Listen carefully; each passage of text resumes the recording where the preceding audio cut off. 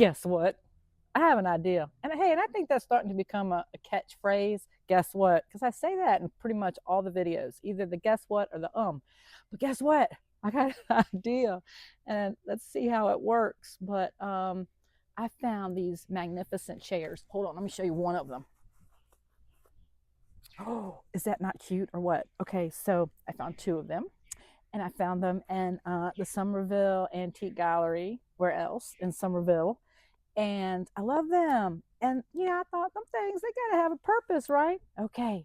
Well, y'all know that I've been running around town and I've been talking to businesses and meeting people and behind the counters and behind the doors.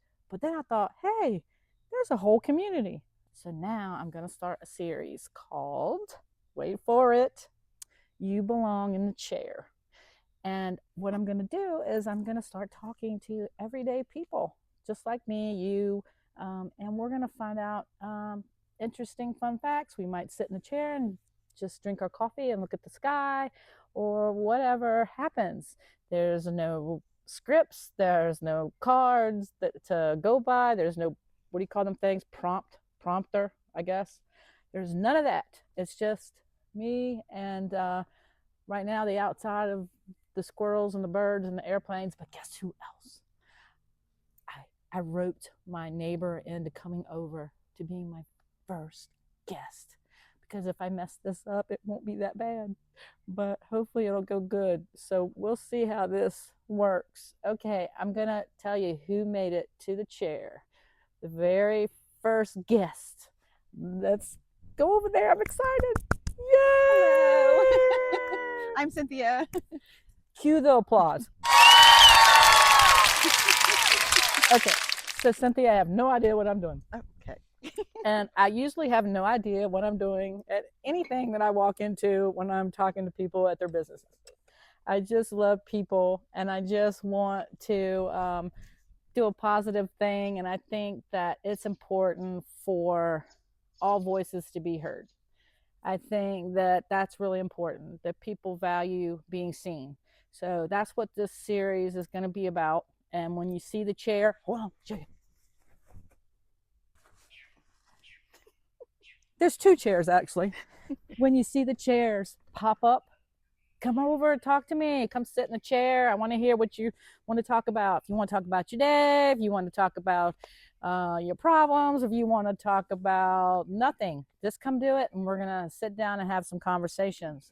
Okay, I am interested in this. And I asked you this before, but I have an interest, and I think maybe other people would have this interest. You're really involved in your church, and you have a good sisterhood of other women that is involved to like a program or programs or something that you always do. Okay. And you want to tell more about that? I did find a church. It's local. Love it. And not only does it have a great sisterhood program, it's hard to find other women that are understanding and not judgmental and forgiving and understanding of there's past. Everyone comes with a past. Everyone comes with baggage. But also finding, I have family, so there's all of me and my husband and the kids. So it's also finding some place that we all get fed. So that's where during COVID we kind of all split up and we were all different churches and youth groups. Finding a church that we can all fellowship, both with other sisters and my actual sisters, because I have two of them live here now in Summerville, but as well as for the kids. The kids have a great youth pastor. They also have small children, so it's a family. I've never been to a church that not only just says or preaches the word, but also lives and walks like we should, and they're just very loving, very open. There's just like a family bond, even though it's not the sisters, even though I know they're included, but like just with the random people there. So I think that ties into what they preach there. It's having an intimate relationship with the Lord, with God, and then ultimately having that relationship. It also allows room to have true relationships, not this superficial, not this fake relationship, but have true relationships with others around you and really love them as God loves them. So it's been new for me to have sisters outside of my own sisters and family outside of my own family. But it's that intimate relationship with the Lord, and then you have that, that those one-on-ones with other women. There's just a fellowship. There's a bond there. What church is this? Summerbrook Church, right off of Orangeburg, here in Knightsville. Okay, so it's no secret. I love Summerville. I really do. And I say that with a lot of passion. I do. But I love it. And I'm just having so much fun with this. But I just love my town. And Cynthia, tell me about what brought you here to Summerville and what is like some of your favorite spots that you hang out in? Ooh, Summerville. What brought us here? Well, originally we were brought here. My husband was active duty, so the Air Force brought us here. Came here and felt immediately at home. If we're talking about food, because I'm a foodie, I loved La Chev when they were here in Knightsville, and they've moved locations. They're down in Summerville now. Amazing food. So that's the best part, is finding some great food locations. I love the Sweet Tea Festival. That always comes around. The Flower Town. Flower Town. We all love the Flower Town. That's just like a big thing here in Summerville. If you don't live around here, check it out online, the Flower Town Festival. So we got a debate going on. We were trying to figure out what side am I supposed to sit on, and I think it's whatever side looks prettier. I think I'm gonna sit. This is gonna be my side, and you know why? Because I'm right-handed. So I can like sip my drink, put my drink back on the table, and carry the conversation. But most of the TV people, they're always on the left side. Is that right? No, the right side. Right side. They're always on the right side. You see Oprah, she was in the chair on the right. You see Ellen, she was on the chair on the right. You see Jay Hud, she is on the right. Oh, Kelly Clarkson, she's on the right. So there's tons of shows. I probably watch too many TV shows, but they're always on the right side the majority of the time. So I think this is going to be my spot. Okay. Where does Drew Barrymore sit? Like, I thought she sits on both sides, or it matters whoever. I don't know. I'll have to look again. I wonder. I don't know either. But yeah, maybe. Shout out to Drew. Woo! Shout out to all the TV personalities that have a chair. I'm going to put you on the spot. The seats? I'm on the seats, but okay. And no, we're not drinking. No alcohol involved at this set. Not today. Okay, so I'm gonna put you in the seat. On the spot. I'm gonna put you on the spot. I want to know, when I'm doing this series, what do you think I should be talking to people about? I think it's your audience. So if you're talking to like 40 and under, what is their day to day? Like, I think a lot of us are traveling with kids in the car. Like, all right, what breaks up your day? And what do you do for you? Like self-care. I don't think a lot of people in the era of small children ever remember, as far as moms or stay-at-home parents, self-care. I forgot your question. What was your question? I wanted to know what you thought I should ask people, but you brought that up. So what does your self-care look like? Ooh, my self-care. I like my alone time. I like my alone time in the morning, or late in the evening. Self-care. I just went to Dollywood. That was nice. That was kind of like a self-care. I took my youngest, so that's kind of self-care. Some one-on-one time with the children. We met up with another mom and daughter, so that was nice because, yeah, it's bonding with people. It's great. So self-care. Maybe a massage if you like massages, but I haven't found a great massage place. So if you have any recommendations, that'd be great. Oh, recommendations from people. Maybe we'll ask that question. Oh, yes. Massage, hair. I'm trying to think of what else. Food. Entertainment. Self-care. Ooh, what do you do for self-care? What do I do for self-care? Okay, I know what I do. So every morning, every morning, I like to take a little time for myself, and I make time to get coffee and to call my mother. And I like to check in with my sons, but that's kind of like my, I'll say an hour, because I like to take a drive to go get my coffee. I could make my own coffee. I'm capable of making my own coffee, but other people's coffee just tastes so much better than mine. And for the longest time, I've been addicted to Starbucks, but so many good coffee shops are popping up all over Somerville, and I love them all. I mean, I love all the coffee, but I think it's important to take time for yourself. And for me, like, that time is a time of reflection where, Mm-hmm. I can pray or I can sing and think about what I'm going to be doing for the day. But I always try to make time to jump in to people that I love, or sometimes my friends.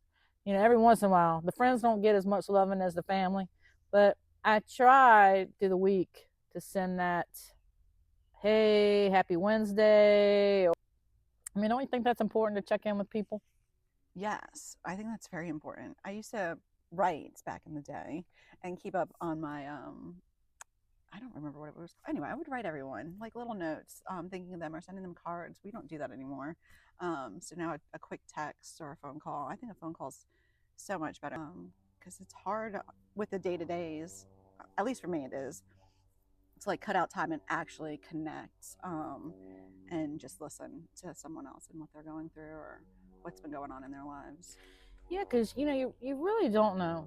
I mean, you're we take it for granted. Mm-hmm. Like, we'll be walking around in the store or something and talking to somebody, and they might have just have lost someone, or they might be going through a divorce. They might be having financial hardship, really struggling, and you we just take it for granted. We're just kind of like in this little fishbowl, Yes. and you're not really thinking about everybody else. You just kind of like in your lane sometimes, and we take it for granted. So I try, now that I've gotten older, because not always was I Mm-hmm. like that, but now that I'm retired and I have more time. But like, I saw a reel where this guy actually took the clock up and showed everyone the clock. And he got on the phone and called his wife or something at work and was like, "Hey, babe, just want to tell you, I love you and I hope you have a good day." Okay, well, that's all I wanted to tell you, but I just thought it was important. Click. And it took like 30 seconds. And he goes, "You don't have 30 seconds to talk to someone?" Everybody goes, "Oh, I've been so busy lately. Oh, I'm sorry." But you didn't have 30 seconds to call someone to tell them, "Hey," Thinking of you. Yeah, no, that's great. I mean, right? it doesn't take much. And if there are people, I've actually started doing a poured out session. I got the poured out from the Sweet Magnolias series, where there's three women that get together, three or four women that get together, and they sit over, Friday margaritas. But I have some friends that are not local, and we have poured out sessions. Normally, when somebody's like, "Hey, I need to like vent," or I need, and we'll sit on a Zoom for 4 hours, just being there for each other, just being there. I mean, you shed tears, you laugh, it's great. But those little 30 seconds are important too, because if you don't check in, you don't know what's going on. You don't know if someone needs a check in. I have a poured out session coming up because we recently checked in and we didn't realize somebody was going through something, and we were like, all right, let's get a session going. And you can still be there for people. You don't have to be physically there. You can still show support and show love and care from them, even from a distance. And I think, I saw another reel this morning. This guy goes, you know, COVID, we took that for granted. Like a lot of us people that like to stay in the house and don't like to be around people, we didn't need an excuse then. We could just say, "I am not coming," and they were fine with it. But now you have to show up, and it's like people don't respect the space anymore. And it was kind of nice to have the people 6 feet apart. I liked my What bubble. happened to that? And I kept nodding my head while I'm listening to this guy talk, thinking, I kind of like that too. I kind of like my distance, and I don't like you up here like this. I don't like that. I'm the Yeah. same way. And yeah, oh, I just thought something else. Yeah, my mind goes all over. So someone recently just told me the best conversations aren't always sitting down, that it's easier to talk to people standing up. And I started thinking to myself, wow, that is so true. It's like when you sit down, there's pressure. And here I am with the chairs, and we're going to be sitting down, but we can stand up too. But that is so It's like you're more accurate. serious. So it's like you're in trouble. Like I've gone to the principal's office. It's like sit down. Like you're in timeout. Sorry, but it is like I'm in the hot seat. But So, and like standing up, it's like you can flee at any moment. You don't yes, have to, like, you're not confined. but you can also move like your. like the chairs, like you're You can like move. Like I can move around and be like, hey, like this is so much more. But But over see, here, don't you feel more when you're standing up? you do. You can move Don't you around. feel more in Like you're just. control of what's the conversation? Oh, who knows? Who knows? But it is Look, more free. You can move your legs. we're trying really hard to come up with conversation here. I think I'm doing pretty good with my first sit down, and this is a work in progress. But you know what? Guess what? And this is important. Sometimes I feel like, y'all ever watch the show Mr. Rogers way back when? Did you watch Mr. Rogers, or are you I too little? did. You did? Yes. My dad had one of those sweaters. And then my mom and I, Dad, if you watch this or if it comes across, I'm so sorry. But we stuck it in Goodwill thing because it was like this brown and had those buttons. He does not like a Mr. Rogers and did not look good. So he got rid of his sweater. Anyway, off subject. I feel like a woman, Mr. Rogers. He used to go around, let's go down the street and talk, Yes. talk to such and such. But then at the end, I feel like I need to be saying something profound, not just cutting it off where I'm laughing so hard that you can't see my face. I feel like that the connection is important. And now I forgot what I'm supposed to be You need saying. a sweater. That's what we're saying. You need to get a sweater. It'll be your signature sweater. And there you go. If you were ending this, what would be your ending to this sit down? That's a wrap. Okay, back to the profound part. So listen, I have social anxiety, and people make me nervous. My heart, I talk about this probably every time I sit down with someone, and I just tell them I am scared to death. I'm out of my comfort zone. But sometimes we got to go out of our comfort zone to be true to ourselves. And I just learned recently, I know I'm behind, but I learned that anxiety sometimes and that nervousness, that's because something's important. And I didn't realize that meaning. Have you ever heard that?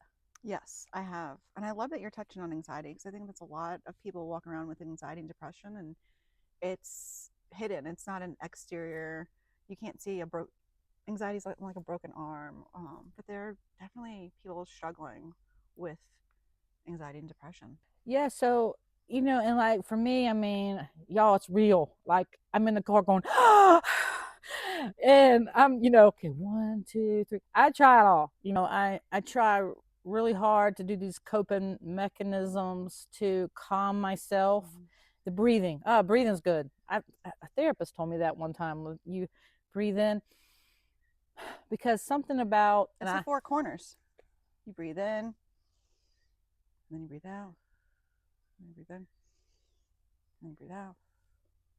It has something to do with four corners. I'm probably doing it wrong, but yes. Well, because my therapist explained it to me that when you're trying to do your breathing, you stop thinking about stuff. Yes. You're thinking about your breathing. Because at first, when my therapist told me, I'm thinking, this lady is crazy. There's no way, because I'm not very calm and my energy level, woo, I'm always like this. I have really bad anxiety, and this is hard, but I showed up. So, you guys, you have anxiety, push through it, show up, and you'll be so glad you did. It'll make a difference. It makes a difference for yourself, but it might make a difference for somebody else. You just don't know. All right. I love you. Love you too. I love all y'all too.